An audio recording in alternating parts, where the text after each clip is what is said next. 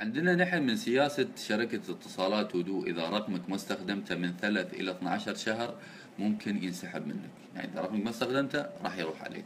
فشيء وايد ناس ما يستخدمون أرقامهم، يعني سواء كان ما يبا أو عاقلنا في السيارة أو مسافر، فبعد فترة الرقم ينسحب وممكن شخص ثاني ياخذ الرقم هذا.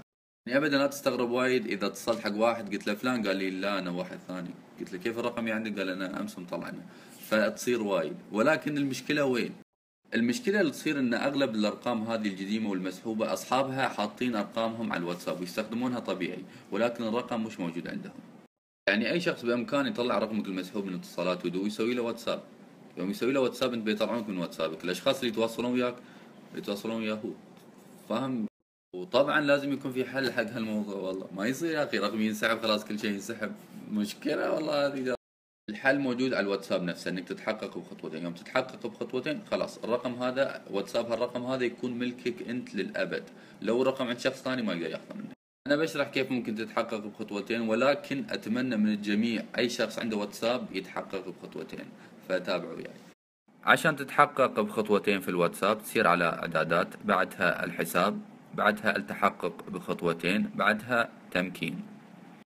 الحين يطلب منك رقم تعريفي او رمز ايا كان، تسمى اللي تباه، المهم تدخل الرقم، والرقم هذا لا تنساه مهما كان.